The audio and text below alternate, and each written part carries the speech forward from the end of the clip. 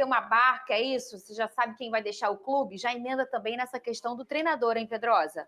Muita gente já tem aí sua saída sacramentada, né? Galdames, Rossi, Rojas, o Kehler também, que é o goleiro, deve sair.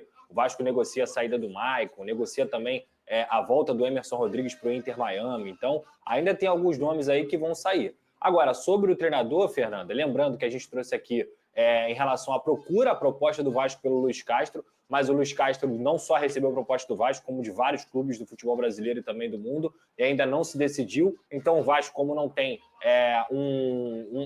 um tempo muito grande para poder esperar o Luiz Castro, foi correr atrás de outros nomes, tem negociado com o Pedro Caixinha, que também tem o interesse do Grêmio, e isso tem dificultado um pouco a negociação do Vasco com o Pedro Caixinha, mas o último nome, mais recente, o nome que o Vasco fez um contato para avançar na proposta, é de fato o Paulo Pesolano, um uruguaio de 41 anos, que fez sua carreira aqui no futebol brasileiro dentro do Cruzeiro, conseguiu subir com o Cruzeiro de 2022 para 2023 para a Série A, iniciou o Campeonato Mineiro e depois foi para o Real Valladolid. Lembrando, o Cruzeiro na época e também o Real Valladolid eram clubes do Ronaldo Fenômeno. Então, por isso, ele fez esse trabalho de acesso no Cruzeiro, conseguiu fazer uma belíssima campanha na Série B e depois no Campeonato Mineiro, depois do Campeonato Mineiro, o Ronaldo levou ele para o Real Valladolid. E aí lá ele conseguiu também um acesso com o Real Valladolid para a La Liga e em La Liga fez um trabalho muito ruim, estando na zona do rebaixamento. O ponto é, o time lá também não reforçou o suficiente para ele poder disputar uma competição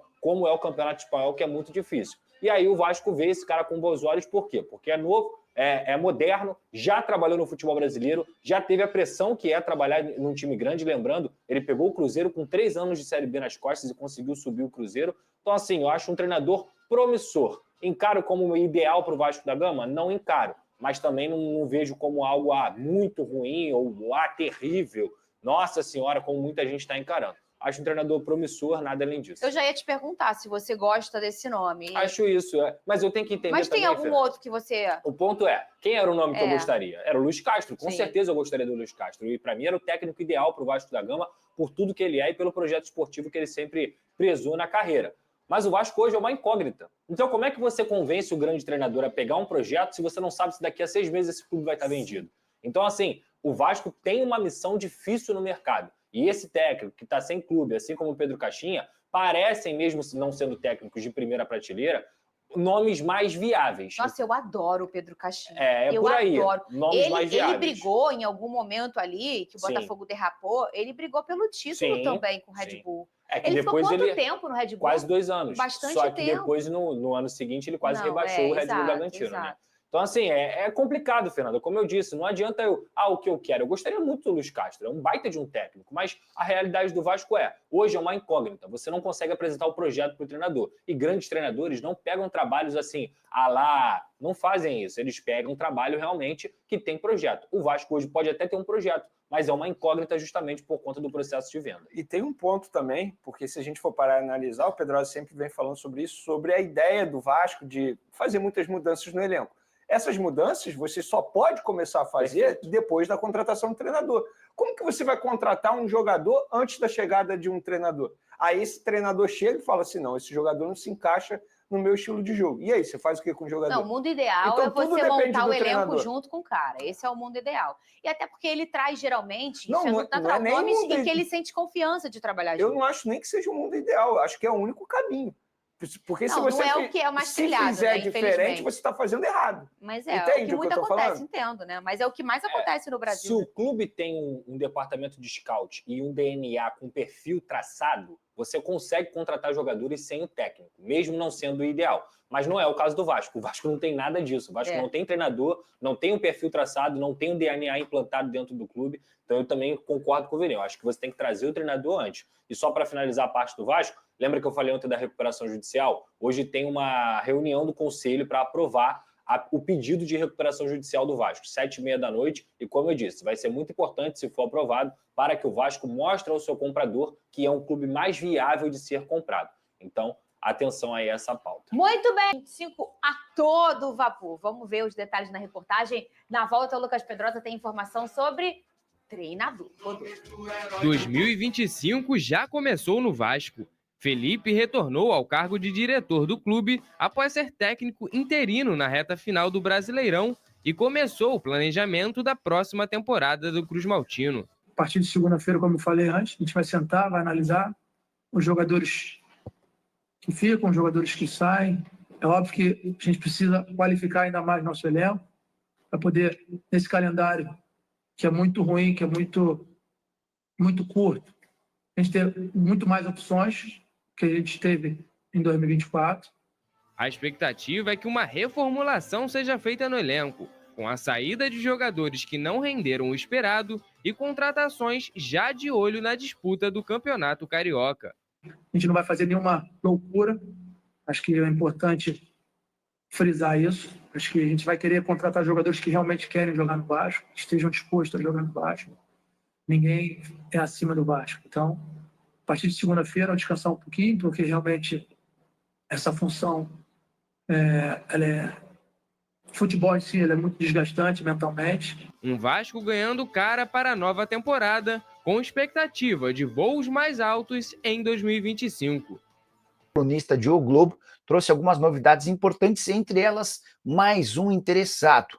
Pintou um milionário russo disposto a comprar a SAF do Vasco. Ele já procurou o Pedrinho e companhia para abrir tratativas. E em meio às conversas com esse russo, tem outra novidade importante: a Andrea Radrizzani, o investidor italiano que buscava um grupo de outros italianos para tentar formular uma proposta, acabou por descartar a negociação. Ele não conseguiu avançar nas conversas com seus compatriotas e tirou seu time de campo. Enquanto isso, o magnata grego Evangelos Marinakis surge como o favorito para a compra da SAF do Vasco.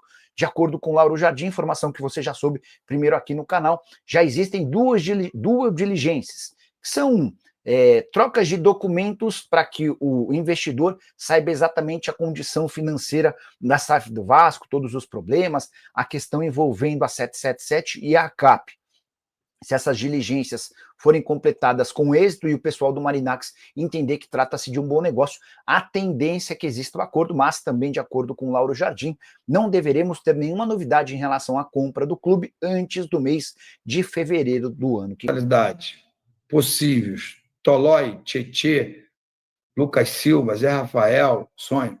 Rony, sonho. Enfim, o perfil tem que ser esse.